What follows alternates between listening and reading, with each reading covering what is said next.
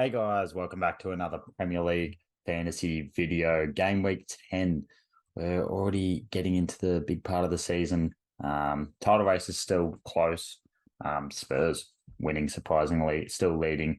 Postecoglou with the most points, I think, of any new manager at this stage, which you love to see as an Aussie. Even if you don't like Spurs as an Aussie, you're loving what they're doing right now, especially without Kane after losing Kane.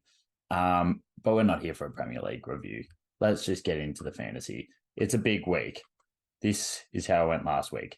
So I didn't go too bad. I moved up in the ranks. As you can see, I'm into the top 1 million now. That was the first goal. But this is where the big step happens because this week is the week to use the wild card. Now I'll go to my points. I'll show you the team that I had last week. Not too bad. I missed with the captaincy. I put Haaland as captain. Obviously, Son and Salah had big games, and Buemo, who I kept, had a good game. And I'll get to that in a minute. But other than that, like Burn had a good game. Obviously, Botman was injured, and Vicario, Spurs goalkeeper, had a good game. 81 points, a bit above the average. So we had one transfer as well, but it doesn't matter because this week is the week to use your wild card. And I would go to the most transferred in, look at I think everyone knew it was going to be Ollie Watkins. He's been playing unreal, and you look at their fixture. I mentioned this last week. You're going to want him for 5 weeks. And then when you get to here, swap him out for Isaac. So, like I mentioned last week, it's all going to plan. Just use your wild card this week because this is when you want to make all your changes. Like, look at that fixture. And obviously, he's coming off 3 pretty big weeks.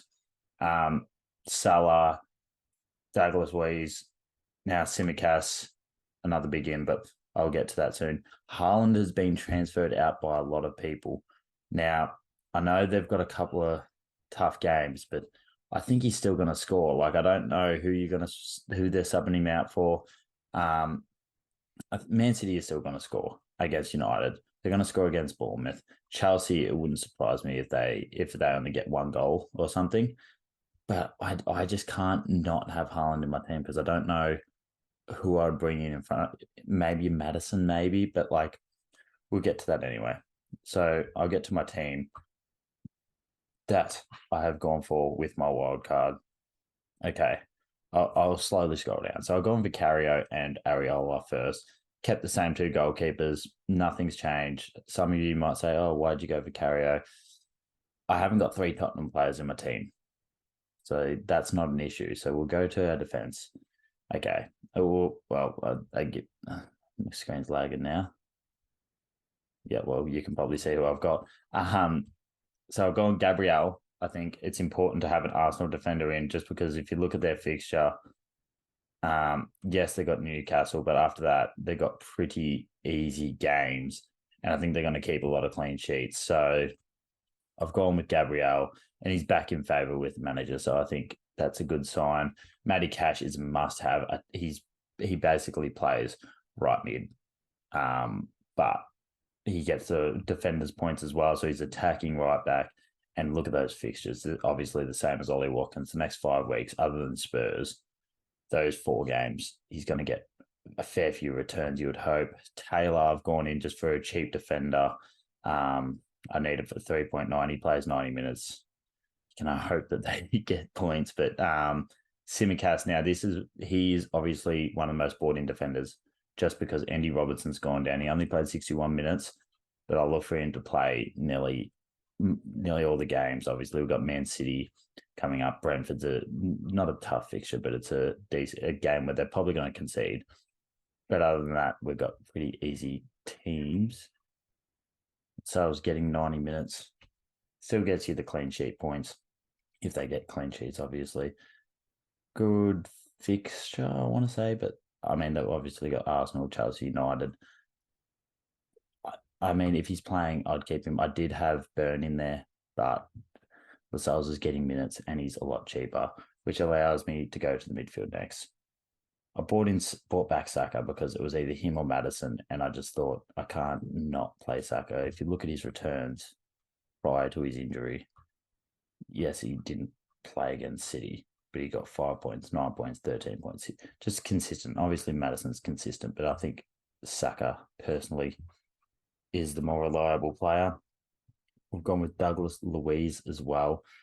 Another one of the most transferred in players coming off a big week, consistently plays 90 minutes, and Aston Villa have got, like I said, one of the best fixtures. I would suggest going 3 Villa players, whether it is some might want to bring in Emi Martinez, but I would go nearly this 3 if I'm you.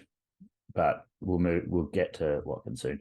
Matoma, I would keep a Brighton player just because their fixtures are so favourable for the next 4 weeks at least. If you want to bring in Ferguson, I don't know what happened to João Pedro, but if you want to bring in Ferguson as well, but I think Matoma, I think the way he played the other week shows that he just has moments. And I think they're going to score a lot of goals in these next 3 or 4 weeks. So you need to have at least one Brighton player, and I'm going with Matoma.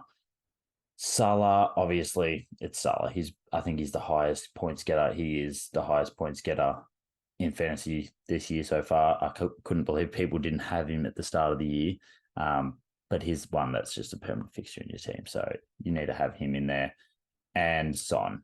I think Son, obviously, is a must-have. Like, you need to have one Spurs player in there or 2 Spurs players in there. I'm not going Madison just because long-term I don't see the need. I might pick up Madison after Newcastle, maybe. United, but okay, I didn't think United were that hard. But I would keep Heung-min Son. I just don't think I'd go Madison with the other options that we have, especially into the wildcard weekend. I don't think I would bring him in. So that's the midfield. Let's get to the strikers. Archer, I think he's one of the most held players because he gets minutes. He's cheap. He's one of the cheapest strikers that gets minutes. He might get a return eventually, but I don't think, that's the argument. Ollie Watkins, now, obviously, like I've said multiple times, they've got a great fixture for the next 4 or 5 weeks. I would be captaining this weekend against Luton because Haaland has United, Liverpool. I think they have Fulham, if I stand corrected. I think we've got Nottingham. So I was way off. We could easily score a few goals against them and Salah, but I'm going to trust Watkins get fed because I think he would want to go for the leading goal scorer.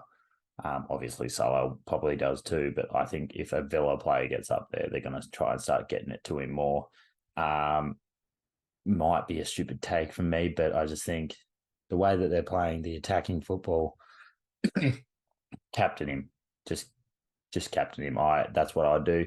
I've had some suggestions from mates to triple captain. That's up to you. I'm not going to use I can't use my triple captain because I've used my wild card. So if you haven't used your wild card and you have got Watkins, consider doing it. But I'm just going to captain him. He's going to be my captain. And finally, Haaland. Now, obviously, he was one of the most transferred players out.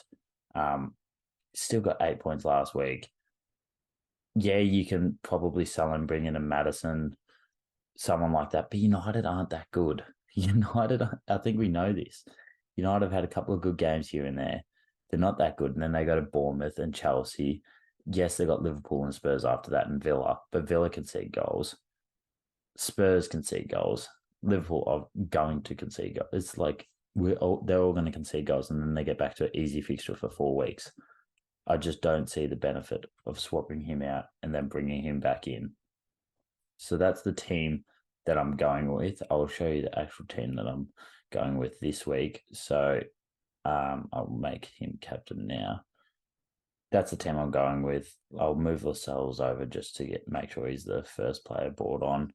I did have originally Lascelles and Burn, but I swapped out Burn for Taylor, so then I could get Douglas Luiz. So I did have McTominay in there. I know a few people are bringing in McTominay now, but I just don't trust United, and I don't trust Ten Hag to continually play McTominay no matter how good he plays. But that's the team I got for this week. Let us know what your thoughts are in the comments, and we'll see you next week. Bye.